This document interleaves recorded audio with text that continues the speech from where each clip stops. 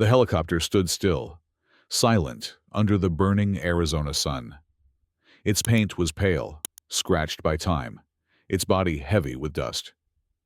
But for a moment, when the wind touched its blades, it almost felt alive.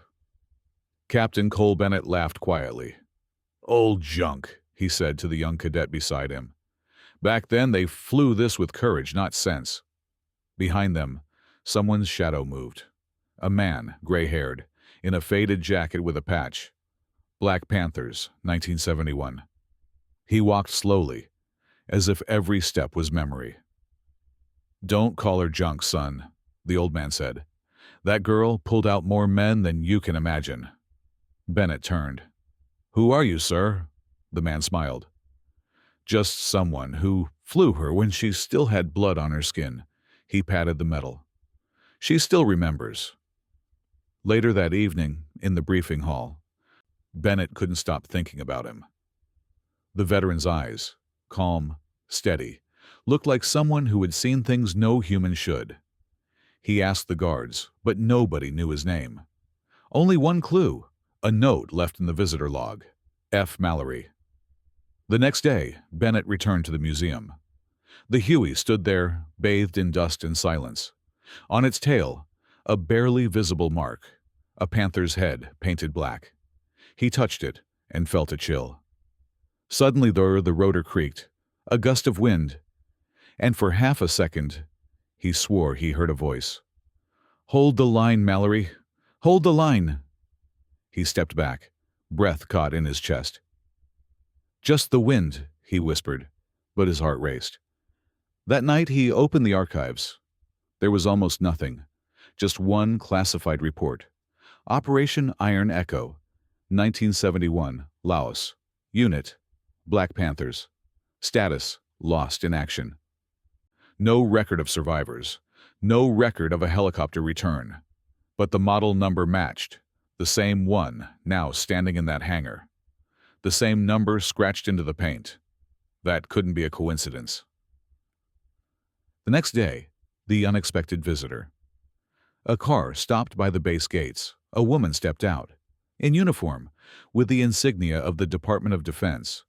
She carried a folder marked Restricted, Declassified Material. "Captain Bennett?" she asked. "Yes. My name's Sarah Whitaker. I'm with the Archival Division. I think you're looking for this." She handed him the folder. Inside, old photos, black and white. Young soldiers, helicopters, jungle. And there he was, Mallory, smiling, barely 25. "He was your father?" Bennett asked. She shook her head. "No, he was my mentor. The best pilot I ever met." That night, Bennett sat alone in the barracks, the photos spread out before him. Something in those faces haunted him. They looked too young, too alive. He saw himself in them. He turned the last photo, and on the back was written in pencil. "When the sky stops speaking, listen to the metal. FM." Bennett couldn't sleep. At 3 a.m., he drove to the hangar again. The lights were off.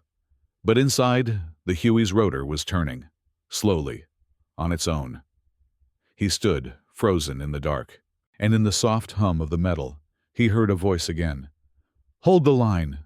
Dawn came thin and cold over the tarmac. Bennett stood at the fence line, staring at the Huey, as if staring at a grave that refused to keep quiet. He wasn't superstitious. He was trained, measured, modern. But the night had left a mark on him. That slow rotor, that voice, those words. Sarah Whitaker found him there with a paper cup of coffee, no makeup, no small talk. "Couldn't sleep either?" she asked. He shook his head. "What was he like, Mallory?" She took a breath. "Patient," she said. "The kind of patient you learn only after you run out of luck and you're still alive." Bennett looked back at the helicopter. "Why is there almost nothing on the Panthers?" Sarah's mouth tightened. "Because the mission was simple and ugly. Go where no one else would. Bring home who everyone else forgot. And never speak of it." They walked the length of the hangar in silence. On the tail boom, The Black Panther seemed darker than before. The paint was cracked, but the eyes, even faded, held a mean, alert stare. "Who named her?" Bennett asked. "Mallory," Sarah said. "He said it out loud once. Witchcraft. Like a promise. Not about magic. About stubbornness." "Stubborn metal," Bennett murmured. "Stubborn men," Sarah corrected. "The metal just followed." They stopped at the cockpit. The plexiglass was clouded by years, but the panel inside still had a certain order. Not neat, not pristine, just intentional. Hand grease ghosted the throttle. A ring of worn paint circled the starter. There were pencil marks by the altitude tape. Someone had learned in this seat. Someone had bled in this seat. Sarah set her folder on the skid. "This is what we didn't put in the public file," she said. "It isn't tidy. It isn't clean. But it's the part that won't leave me alone." She handed him a debrief page, typed, faded. Half of it blacked out. What remained was short. Extraction. Laos. Under fire. 6 wounded. 1 pilot. Damaged airframe. Emergency lift. Loss of communication. Then a final line, barely legible. "Hold the line. FM." Bennett traced the letters with his thumb. He could hear them now the way the papers seemed to hear them. A whisper under pressure. Was that his last transmission? "No," Sarah said softly. "It was his last advice. He wrote it on a map before they lifted. Gave it to a kid. The kid kept it in a boot. That map made it home. He didn't." The base PA barked once. Engines rolled to life in the distance. Bennett watched the jets claw into the sky like silver darts. He had loved that sound. Pure thrust. Pure authority. Now it felt incomplete. "Do you believe in ghosts, Captain?" Sarah asked. "I believe in consequences," he said. "Sometimes they walk back through the door." By noon, the story had spread beyond the base. Not through press. Through whispers. Through veterans who called other veterans. Through a chain of names that only existed off-record. Men arrived in pickup trucks. Women arrived with folded photographs wrapped in plastic. One by one, they filed into the museum and stood quietly around the Huey. No tour guides, no announcements. Just people who recognized a shape and a sound from a time their children didn't understand. A Marine with a prosthetic hand tapped the door frame twice. A nurse in her 70s pressed her fingers to the panel and shut her eyes. A man with a small POW bracelet took it off, kissed it, and set it on the skid. Bennett stayed out of the way. He watched and learned what no simulator had ever taught him: that machines become holy when they hold human breath. General Marcus Armstrong arrived without aid or ceremony. He walked like a man who had stood under many ceilings and never trusted one to stay. He stood beside Sarah, folded his hands, and said nothing. At last he turned to Bennett. "You went looking," he said.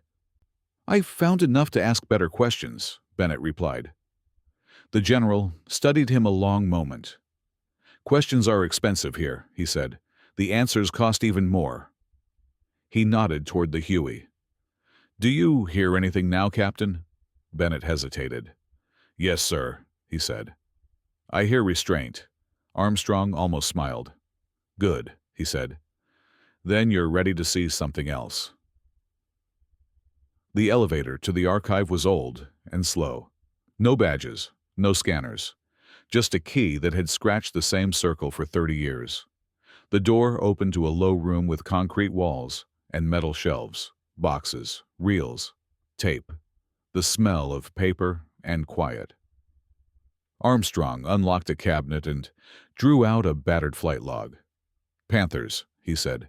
"The entries that never made it upstairs. Maybe they were never meant to. Maybe they were always meant to." He set the log on a table. "Read." Bennett turned the pages, short lines, dates, coordinates. Then the shorthand of pilots who learned to write as fast as they learned to breathe. Dust off under red fire. 2 aboard, bird heavy, crew light, hold the line. Another entry. Night insertion, no moon. Rotor bite close to rock. Crew good. Heart bad. Hold the line. Another. Gunship down. We went anyway. We always go anyway. Hold the line. It wasn't poetry, but it read like prayer. Bennett looked up. Why hide this? Armstrong's jaw flexed. Because the country wanted an ending. These men refused to give one. They kept flying boys out of maps. And then the maps won. He closed the log with a careful hand. You're a good pilot, Captain. Smart, fast. Tuned to data. That's fine. But up there, you'll meet a place where the data ends. You'll need something else. What? Armstrong nodded toward the Huey above their heads, towards the weight of it resting on the building. Listen long enough, he said, and she'll tell you. That night, Bennett drove to a cheap motel by the highway, room 12. The number Sarah had scrawled on a napkin without explanation. He knocked. No answer. He opened the door anyway. A single suitcase sat on the chair. On the bed, a folded flight jacket with a name tape, Mallory. On the nightstand, a cassette recorder and a note. Play only once. Then bring this to the hangar. SW. Bennett pressed play. Static. Then wind. Then a voice that had traveled a long way. If you're hearing this, you're either stubborn, lost, or both. Good. You'll need that. We flew when the map said don't. We lifted when the odds said die. We learned that metal listens. When the sky goes loud, the metal whispers. It says, hold the line. People think courage is noise.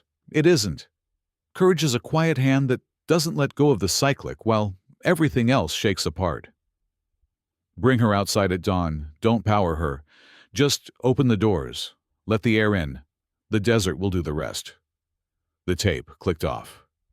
Bennett stared at the player until the little window stopped turning. He didn't sleep. He didn't try.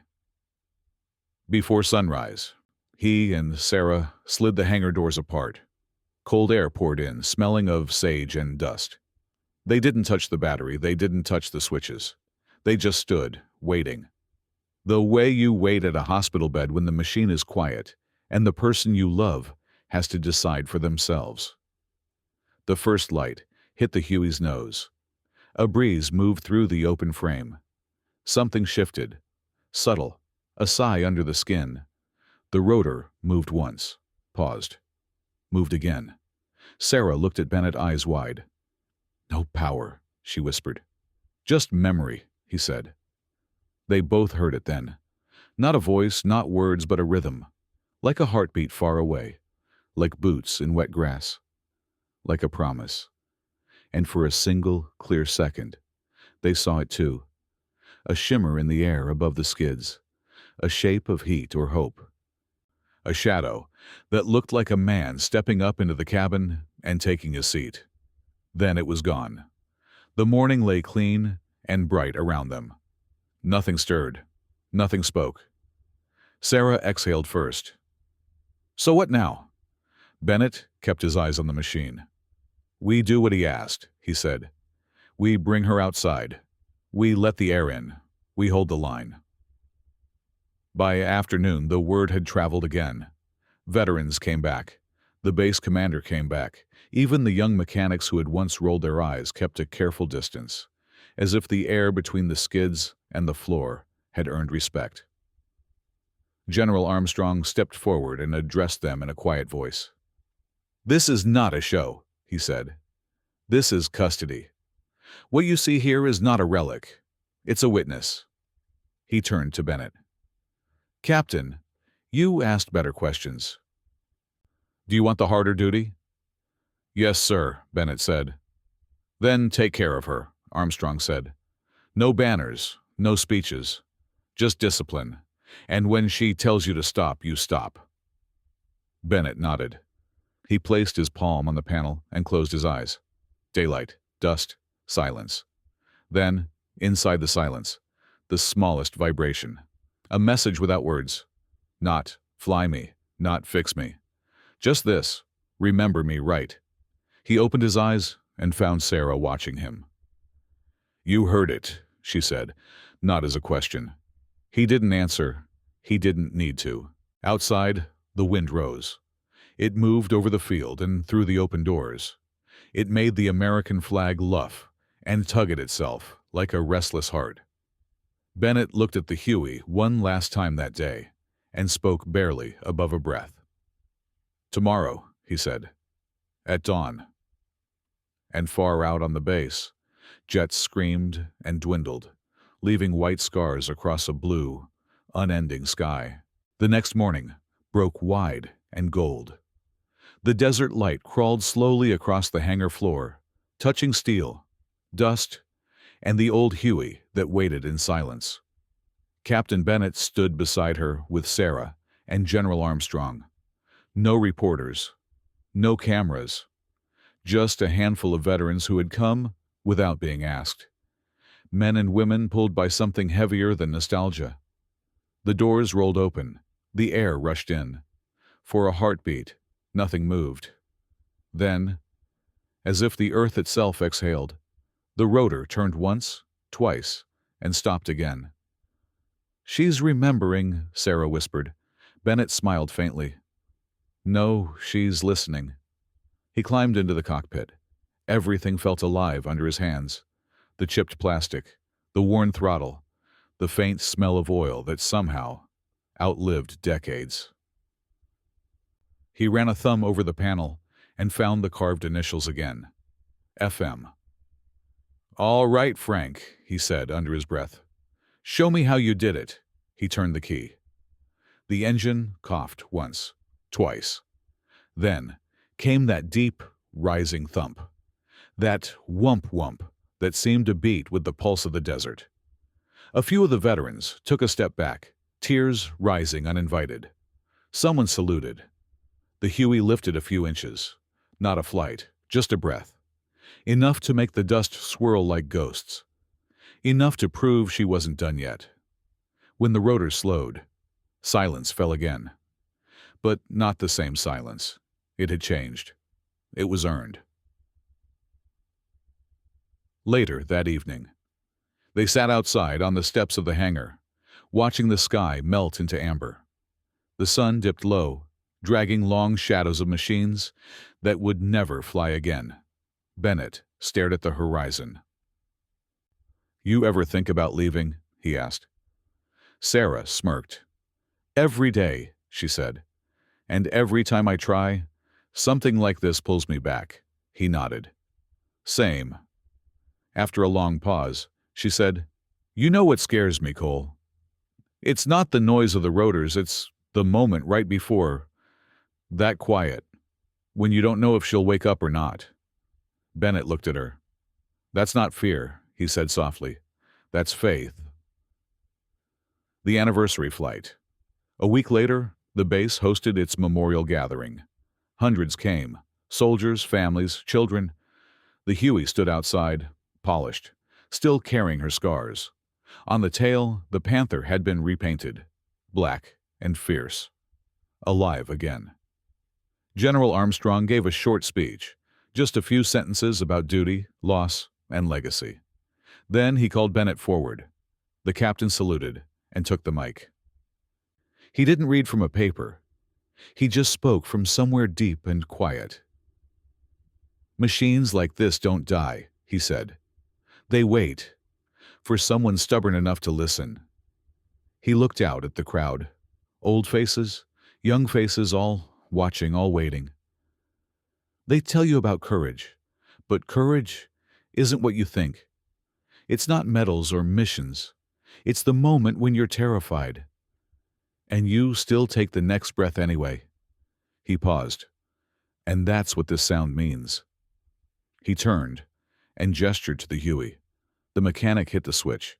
That low hum filled the air again. The deep, ancient heartbeat. People went quiet. Even the children stopped fidgeting. Sarah stood beside him, her eyes reflecting the spinning blades. Armstrong took off his cap, and together, for a brief and impossible moment, it felt as if the past and present breathed in unison. That night, Bennett sat in his quarters, staring at an empty flight log. He picked up a pen and began to write. Not reports, not data. Just one sentence, over and over, until the ink ran out. Hold the line. The letter. Weeks passed. One morning, Sarah found an envelope taped to the Huey's panel. No signature, no address, just her name. Inside, a single sheet. If she ever stops listening, don't restart her. Just open the doors and let the air in. She doesn't need power, only memory. And if you ever hear that sound again, tell them I went home. She folded the paper carefully and placed it in her jacket. Then she turned to the helicopter and whispered, "Roger that, Captain." A sound in the night. Months later, a new crew took over the museum. The young technicians laughed sometimes, unaware of what stood there before them. But every now and then, at 2 or 3 a.m., the cameras caught movement, a flicker of shadow in the hangar. And once, just once, the night guard swore he heard it. That deep, rolling thump, like the earth itself turning over. He looked at the Huey and saw the rotor twitch once. The air shimmered around it, almost like heat. Then nothing. Silence again. But he could have sworn he heard a voice drift through the air. Low, certain, steady. "Black Panther inbound. Hold the line." He saluted, though he didn't know why. And outside, over the sleeping desert, a faint wind moved. Slow, rhythmic, eternal, like an old ghost still flying home. The desert has a way of keeping secrets, not hiding them, keeping them, like how the wind keeps the smell of oil, or how the sand remembers footprints long after the people are gone. Years passed. The base changed. New walls, new officers, new acronyms no one from the old days would recognize. But the hangar stayed the same. And so did the helicopter, the Black Panther. She wasn't just a display anymore. She was a legend. Cadets walked past her in silence. Some saluted, not because they had to, but because it felt wrong not to. Captain Cole Bennett had long retired. His hair silvered, his walk slower, but his eyes still sharp. He lived far out in the desert, near the mountains. No phone, no uniform, just the wide sky and the hum of silence. One day, Sarah Whitaker came to find him. She wasn't in uniform either, just jeans, boots, and a face carved by sun and time. "You disappeared," she said when he opened the door. "I didn't disappear," Bennett said. "I just stopped reporting," she smiled. "That's disappearing for the military." "Good," he said. "Then I did it right." They sat outside, 2 mugs of coffee between them, watching the heat bend the air. "You heard?" she asked. "The Panther." He nodded. "I heard." She pulled something from her bag, a small metal plaque wrapped in cloth. When she set it on the table, the light caught the engraving. "In honor of Captain Frank Mallory, who never came home but taught the sky to wait." "They're dedicating a memorial," Sarah said. "The family's asked for you to speak." Bennett stared at the plate for a long time. Then he shook his head. "I already said what needed saying." She didn't argue. She didn't have to. The silence between them said enough. That night, Bennett couldn't sleep. The desert was loud, crickets, coyotes, wind, but his mind was louder. He walked outside. The moon was bright enough to make the sand look like snow. And then faintly, that sound again. Whump, whump, whump. Like a heartbeat under the stars, slow, steady, familiar. He looked up. Nothing, just sky. But it was enough to make him smile. The Memorial Day. Hundreds gathered on base. Rows of chairs, flags, the smell of jet fuel and coffee. Sarah stood near the podium, holding that plaque. Next to her, the Huey, freshly restored. Her blades gleamed like new. But her scars were still there, left on purpose. Bennett hadn't promised to come, But just before the ceremony began, a dusty pickup pulled up near the gate. He stepped out, wearing his old jacket, the same one with faded wings and a small, stitched name tag, Bennett, C. No one said a word as he walked through the crowd. Even Armstrong, now older, slower, simply nodded. When Bennett reached the podium, the air went still. He looked at the Huey, then at the faces before him. "I'm not here to talk about war," he said. "I'm here to talk about what it leaves behind." He paused. People think stories like this end when the shooting stops. But they don't. They echo. In the wind, in the metal, in us. He looked at the veterans in the front row. Some nodded. Some wiped their eyes. He continued. Frank Mallory once wrote, "When the sky stops speaking, listen to the metal." I didn't understand that until years later. Turns out he wasn't talking about helicopters. He was talking about us. He set his hand on the side of the Huey. She remembers, because we remember. And as long as we do, she'll never stop listening. He stepped back, saluted the old helicopter, and whispered, "Hold the line, Frank." The rotors turned once. A single, slow spin. Then stopped again. And for a moment, everyone swore they heard it too. That deep heartbeat, somewhere just beyond the noise. Epilogue. The sky remembers. Years later, tourists would visit the base, walking past the polished aircraft and plaques. Most didn't know which one was special until they reached Hangar 12. There, under soft lights, stood the Black Panther, and next to her, a small photo of two men, Frank Mallory and Cole Bennett, smiling, young, alive. The sign beneath read, "Every mission ends, every pilot lands, but the sky remembers them all." And if you stood there long enough, when the world was quiet, you could almost hear it. That rhythm again, deep and low. A promise older than any flag or medal. Hold the line.